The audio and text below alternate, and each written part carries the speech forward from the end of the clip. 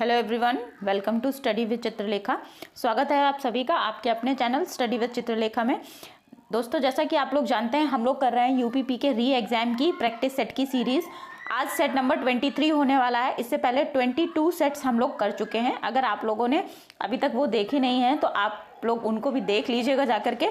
Revision के purpose से बहुत इंपॉर्टेंट चीज़ें दी गई हैं प्रैक्टिस सेट्स में, तो आप लोग उनको भी कर लीजिएगा। और मेरे दोस्त जो नए चैनल पर आए हैं, पहली बार इस वीडियो को देख रहे हैं, तो मैं उनसे कहूँगी कि चैनल को सब्सक्राइब कर लीजिएगा और बेल आइकन प्रेस करके नोटिफिकेशंस में ऑल कर लीजिएगा, जिससे कि आने वाले सभी वीडियोस की जानकारी आपके पास सबसे पहले पहुंच जाएगी। वीडियो पसंद आएगा तो लाइक करिएगा और अपने दोस्तों के साथ, अपने स्टडी ग्रुप्स में, अपने पीयर ग्रुप्स में शेयर कर दीजिएगा वीडियो को। और क्लास को हम लोग शुरू करते हैं। आज का पहला क्वेश्चन देखते हैं। आज की क्लास में हम लोग ज्योग्राफी के क्वेश्चंस करने वाले हैं, जिसमें आपको दक्षिण भारत की नदियां देखने को मिलेंगे।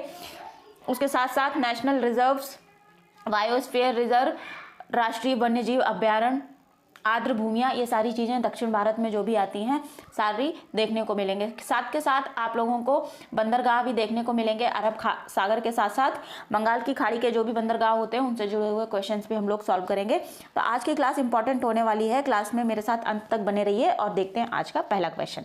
धुआंधार प्रपात निम्नलिखित में से किस नदी पर है? या यहाँ पर जैसे कि क्वेश्चन में मेंशन कर रखा है, धुआंधार प्रपात निम्नलिखित में से किस नदी से निकलता है? तो धुआंधार जलप्रपात जो है मध्य प्रदेश में नर्मदा नदी से निकलता है। तो ऑप्शन नंबर 3 करेक्ट ऑप्शन हो जाएगा, नर्मदा नदी। नर्मदा नदी पर भेड़ाघाट एक जगह है, वहाँ पर धुआंधार जलप्रपात है। ठीक है, जबलपुर के पास ये जगह पड़ती है। भेड़ाघाट का जो संगमरमर की वहाँ पे चट्टानें हैं, वो बहुत ही अच्छा टूरिस्ट प्लेस है, देखने वाला है। और भारत का जो नियाग्रा फॉल है ये भी धुआंधार को कहा जाता है। तो ये सारी चीज़ें याद रखिएगा। आगे बढ़ेंगे, नेक्स्ट क्वेश्चन पर आते हैं। भारतीय उपमहाद्वीप की 3 महत्वपूर्ण नदियों का स्रोत मानसरोवर झील के पास है। ये नदियां कौन कौन सी हैं? तो ब्रह्मपुत्र, सिंधु और सतलज, ये तीनों नदियां जो हैं मानसरोवर झील के पास से निकलती हैं। ब्रह्मपुत्र चेमा युंगडुंग ग्लेशियर से निकलती है। सिंधु नदी मानसरोवर के पास जो राक्षस ताल है वहाँ से निकलती है। और सतलज नदी भी जो है मानसरोवर झील के पास से निकलती है। तो ऑप्शन नंबर 1 करेक्ट ऑप्शन हो जाएगा। नेक्स्ट क्वेश्चन पर आएंगे। अगले क्वेश्चन को देखते हैं। निम्नलिखित युग्मों पर विचार कीजिए। एक तरफ आपको दे रखा है अपवाह स्वरूप या अपवाह तंत्र, और दूसरी तरफ क्या दे रखा है? नदियां दे रखी हैं। ठीक है, तो आर्य अपवाह तंत्र, आर्य अपवाह तंत्र में नर्मदा नदी बहती है, बिल्कुल सही बात है। ठीक है, तो ये जो पहला है ये कूट करेक्ट हो जाएगा। इसके बाद दूसरा है जालीनुमा अपवाह तंत्र, ब्रह्मपुत्र नदी। तो जालीनुमा ही अपवाह है ब्रह्मपुत्र नदी का। आयताकार अपवाह, चंबल नदी जो है आयताकार अपवाह में ही बहती है, तो तीसरा भी सही हो जाएगा। और चौथा है समांतर अपवाह, गोदावरी। गोदावरी के साथ साथ कृष्णा नदी बहती है, तो ये समांतर टाइप का अपवाह तंत्र बनाती है। तो ये चारों जो युग्म है ये सही सुमेलित हैं। अब हम देखते हैं हमारे पास कौन सा कूट है जिसमें चारों सही सुमेलन दे रखा है। तो ऑप्शन नंबर 4, इसमें 4 दे रखा है, तो चारों युग्म सही सुमेलित हैं। ठीक है, नेक्स्ट क्वेश्चन पर आएंगे। निम्नलिखित में से कौन सी नदी पंचनद में शामिल नहीं है?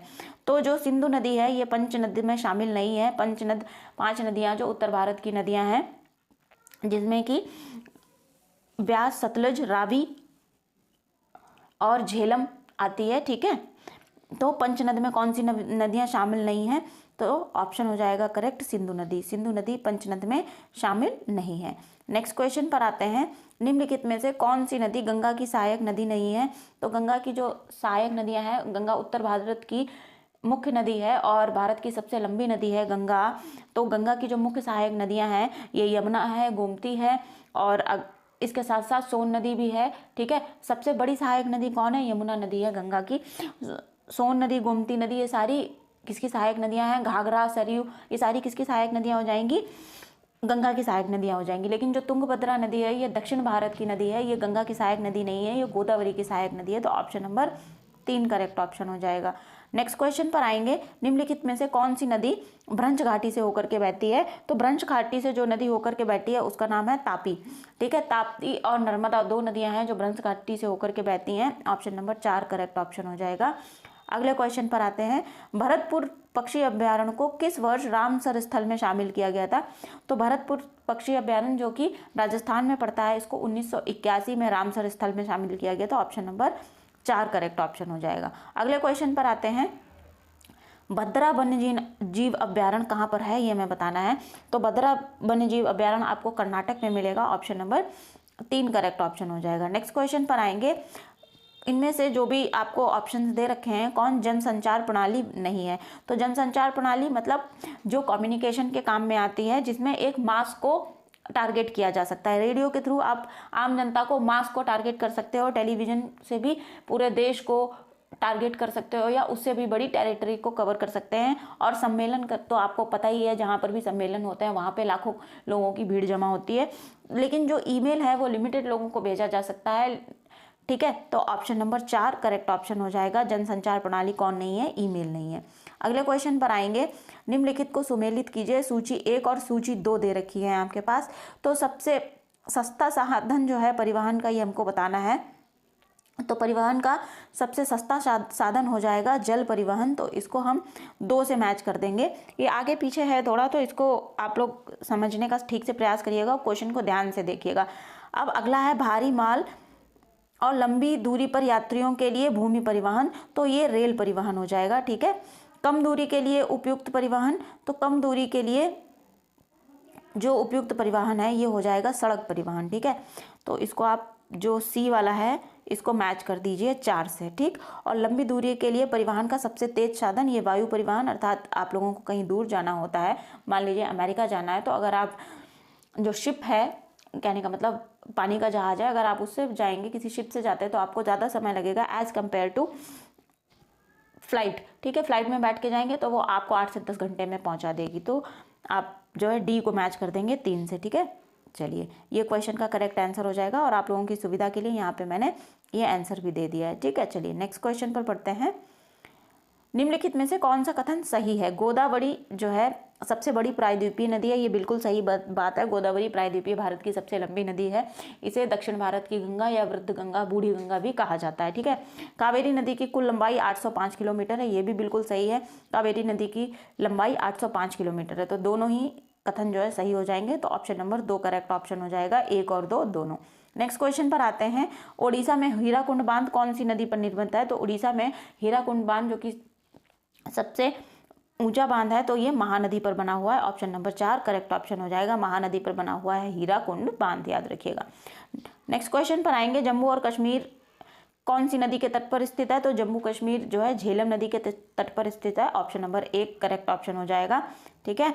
और पंचनद में अभी ऊपर क्वेश्चन आया था कौन सी नदी शामिल नहीं थी, तो सिंधु नदी शामिल नहीं थी। पंचनद में 5 नदियां होती हैं, झेलम, रावी, चिनाब और सतलज, ठीक है। ये सारी चीज़ें याद रखिएगा। अगले क्वेश्चन पर आते हैं। नेक्स्ट क्वेश्चन को देखते हैं। गांधी सागर वन्यजीव अभ्यारण्य निम्नलिखित में से किस राज्य में है। तो गांधी सागर वन्यजीव अभ्यारण्य जो है मध्य प्रदेश में मिलेगा आपको। नर्मदा नदी पर गांधी सागर है, ठीक है। मध्य प्रदेश में ये बांध मिलता है, वहीं पर ये वन्यजीव अभ्यारण्य भी है, ठीक है। अगले क्वेश्चन पर आएंगे, किस नदी खंड को राष्ट्रीय जलमार्ग 2 के नाम से जाना जाता है। तो देखिए, इलाहाबाद से हल्दिया तक NW1 मतलब नेशनल वाटरवे नंबर 1 है, ठीक है। और उसके बाद जो क्वेश्चन में पूछ रहा है किस नदी खंड को, जो NW2 है ये सादिया से धुबरी तक है, ठीक है, जो कि ब्रह्मपुत्र नदी पर है। तो ऑप्शन नंबर 2 करेक्ट ऑप्शन हो जाएगा। नेक्स्ट क्वेश्चन पर आएंगे, असम और अरुणाचल को जोड़ने वाला भारत का सबसे लंबा सड़क सह रेल पुल है, मतलब सड़क और रेल का एक साथ साथ वहाँ पे परिवहन होता है। तो असम और अरुणाचल को जोड़ने वाला कौन सा पुल है। तो बोगी पुल जो है ये असम और अरुणाचल को जोड़ता है और भारत का सबसे लंबा सड़क सह रेल पुल है, ठीक है। ऑप्शन नंबर 2 करेक्ट ऑप्शन हो जाएगा, बोगीबील पुल। नेक्स्ट क्वेश्चन पर आते हैं, निम्नलिखित में से किस राज्य में बखीरा वन्यजीव अभ्यारण्य है। तो बखीरा वन्यजीव अभ्यारण्य आपको कहाँ पर मिलेगा, उत्तर प्रदेश में मिलेगा, ठीक है, याद रखेंगे उत्तर प्रदेश में मिलेगा। ऑप्शन नंबर 4 करेक्ट ऑप्शन हो जाएगा। नेक्स्ट क्वेश्चन पर आते हैं, विक्रमशिला गंगा डॉल्फिन वन्यजीव अभ्यारण्य कहाँ पर है। तो जैसा कि आप सभी जानते हैं, जो गंगा डॉल्फिन है वो भारत का राष्ट्रीय जलीय जीव है, ठीक है। इसको भारत सरकार ने राष्ट्रीय जलीय जीव घोषित किया है। और गंगा डॉल्फिन के जो है उनके बचाव के लिए, उनके संरक्षण के लिए डॉल्फिन वन्यजीव अभ्यारण्य बनाए गए हैं। तो विक्रमशिला वन्यजीव अभ्यारण्य कहाँ मिलेगा, बिहार में मिलेगा आपको। और विक्रमशिला विश्वविद्यालय भी आप लोगों को मैं हिस्ट्री में करा चुकी हूँ, ये कहाँ पर था, बिहार में था। और इसकी स्थापना किसके द्वारा की गई थी, विक्रमशिला विश्वविद्यालय की। विक्रमशिला विश्वविद्यालय की स्थापना जो है कमेंट सेक्शन में मुझे बताइएगा आप लोग कि किसके द्वारा की गई थी। नेक्स्ट क्वेश्चन पर आते हैं, कमलांग वन्यजीव अभ्यारण्य किस राज्य में अवस्थित है? तो कमलांग वन्यजीव अभ्यारण्य आपको मिलेगा अरुणाचल प्रदेश में, ठीक है। अरुणाचल प्रदेश में क्या मिलेगा? कमलांग वन्यजीव अभ्यारण्य मिलेगा। एक सींग वाले गेंडे के लिए सबसे प्रसिद्ध है कौन सा वन्यजीव अभ्यारण्य, जो कि वो आप मुझे बताओगे किसमें? कमेंट सेक्शन में। नेक्स्ट क्वेश्चन पर आते हैं, वन्य संरक्षण के लिए निम्नलिखित में से कौन सी गतिविधियां आवश्यक हैं? तो वन्यजीव संरक्षण के लिए वनों की कटाई करेंगे अगर तो वन्यजीव जो है खत्म हो जाएंगे, इसलिए ये गलत हो जाएगा, ठीक है। दावानल और भूस्खलन, दैट मीन्स अगर जंगल में भूस्खलन होती है और जंगल में आग लग जाती है तो ये भी वन्य जीवों के लिए खतरनाक बात होगी। निर्माण कार्य और शिकार, ये तो सीधा सीधा आपको पता चल रहा है, अगर जो जंगली जानवर हैं उनका शिकार किया जाएगा तो वो धीरे धीरे खत्म हो जाएंगे। तो इसमें से हमारे पास ऑप्शन नंबर 3 बचता है, राष्ट्रीय उद्यान और वन्यजीव अभ्यारण्य ही वन्य जीवों के संरक्षण के लिए बनाए ही जाते हैं। तो ऑप्शन नंबर 3 करेक्ट ऑप्शन हो जाएगा, राष्ट्रीय उद्यान और वन्यजीव अभ्यारण्य। नेक्स्ट क्वेश्चन पर आते हैं, रंगन्ना थिट्टू पक्षी अभ्यारण्य कहाँ पर है? तो रंगन्ना थिट्टू पक्षी अभ्यारण्य आपको कहाँ पर मिलेगा? कर्नाटक में मिलेगा। अभी ऊपर हमने पढ़ा था कि भद्रा वन्यजीव अभ्यारण्य कहाँ पर है, ये भी आपको कर्नाटक में मिल रहा था, ठीक है, याद रखिएगा दोनों कर्नाटक में है। नेक्स्ट क्वेश्चन पर आते हैं, किस बंदरगाह को अरब सागर की रानी के रूप में जाना जाता है? तो जो कोच्चि बंदरगाह है इसको अरब सागर की रानी के रूप में जाना जाता है, ऑप्शन नंबर 1 करेक्ट ऑप्शन हो जाएगा। नेक्स्ट क्वेश्चन पर आएंगे, निम्नलिखित में से परिवहन का कौन सा माध्यम घर घर सेवाएं प्रदान करता है? तो इसका सीधा सीधा जवाब आपको पता ही होगा कि घर घर लेकर के तो सिर्फ सड़कें ही जाती हैं, तो इसका ऑप्शन नंबर 3 करेक्ट ऑप्शन हो जाएगा, ठीक है। जो रेल है वो भी आपको किसी स्टेशन पर उतारेगी, वो आपको स्टेशन से कोई माध्यम लेकर के जाना पड़ेगा। जल मार्ग तो आपको किसी बंदरगाह पर उतारेगा, ठीक है। वायु परिवहन एयरपोर्ट पर उतारेगा, लेकिन जो सड़क है वो ही घर लेकर के जाती है, ठीक। नेक्स्ट क्वेश्चन पर आते हैं, भारतीय राष्ट्रीय राजमार्ग प्राधिकरण को किसके तहत एक स्वायत्त निकाय के रूप में स्थापित किया गया था? तो भारतीय राष्ट्रीय राजमार्ग प्राधिकरण जो है इसको सड़क और परिवहन राजमार्ग मंत्रालय के द्वारा एक स्वायत्त निकाय के रूप में स्थापित किया गया था। तो इस क्वेश्चन का जो करेक्ट ऑप्शन है ये हो जाएगा सड़क परिवहन और राजमार्ग मंत्रालय, ऑप्शन नंबर 1। अगले क्वेश्चन पर आते हैं, भारतीय रेलवे के पश्चिम मध्य क्षेत्र का मुख्यालय कहाँ पर है? तो भारतीय रेलवे का जो पश्चिम मध्य रेलवे जोन है, ठीक है, इसका मुख्यालय मिलेगा आपको जबलपुर में, ठीक है, मध्य प्रदेश में जबलपुर में मिलेगा। अगले क्वेश्चन पर आएंगे, खिजड़िया वन्यजीव अभ्यारण्य कहाँ पर है? तो खिजड़िया वन्यजीव अभ्यारण्य आपको गुजरात में मिलेगा। खिजड़िया वन्यजीव अभ्यारण्य कहाँ पर हो जाएगा? गुजरात में। अगले क्वेश्चन को देखते हैं, निम्नलिखित में से कौन सा गुजरात राज्य का सबसे बड़ा आर्द्रभूमि अभ्यारण्य है या आर्द्रभूमि स्थल है? तो आर्द्रभूमि स्थल जो कि गुजरात में पड़ता है और गुजरात का सबसे बड़ी आर्द्रभूमि है वो है नल सरोवर पक्षी अभ्यारण्य, ऑप्शन नंबर 2 करेक्ट ऑप्शन है इस क्वेश्चन का। नेक्स्ट क्वेश्चन पर देखते हैं, राष्ट्रीय जलमार्ग 3 निम्नलिखित में से किस स्थान को जोड़ता है? तो राष्ट्रीय जलमार्ग 3 जो है कोट्टापुरम से कोल्लम को जोड़ेगा, ऑप्शन नंबर 2 करेक्ट ऑप्शन हो जाएगा। और सादिया से धुबरी मैंने आपको बताया था नेशनल हाईवे नंबर 2 है, नेशनल वाटर हाईवे नंबर 2 है, ठीक है। तो ये ब्रह्मपुत्र नदी पर है, ये भी ध्यान रखिएगा। और NW1 आपको कहाँ पर मिलेगा? इलाहाबाद से हल्दिया मिलेगा जो कि गंगा नदी पर है, ठीक। नेक्स्ट क्वेश्चन पर आते हैं, निम्नलिखित में से कौन सा युग्म सही सुमेलित नहीं है? तो देखिए कांडला गुजरात में है, जो पारादीप है ये उड़ीसा में मिलेगा, तूतीकोरन तमिलनाडु में मिलेगा, ये तीनों बंदरगाह हैं। लेकिन मरमुगांव जो है ये महाराष्ट्र में नहीं है, ये गोवा में है, ठीक है, याद रखिएगा गोवा में है Mormugao, option number 1 correct option हो जाएगा। नेक्स्ट क्वेश्चन पर आएंगे, केरल में लैगून झीलें जिन्हें पश्च जल या बैक वाटर के रूप में भी जाना जाता है, तो इन्हें मूल रूप से क्या कहलाती हैं? देखिए जो बैक वाटर्स होते हैं केरल में लैगून झीलों को कयाल कहा जाता है, ऑप्शन नंबर 3 करेक्ट ऑप्शन हो जाएगा। कयाल जो है एक तरीके का बैक वाटर वेज होते हैं जहाँ पर समुद्र का जल जो है जब वहाँ पे ज्वार भाटा आता है उसके बाद वो रह जाता है और झीलें टाइप की बन जाती हैं, बैक वाटर्स बन जाते हैं, उन्हें केरल के स्थानीय भाषा में कयाल कहा जाता है, ठीक है। और कयाल वहाँ पर जो है वहाँ पे नौका दौड़ का भी आयोजन होता है, ये बात भी ध्यान रखिएगा, ठीक है। तो आज की क्लास में हमने कितने क्वेश्चन किए हैं? कुल 30 क्वेश्चन किए हैं। 30 में से आपका कितना स्कोर रहा ये मुझे कमेंट सेक्शन में ज़रूर बताइएगा।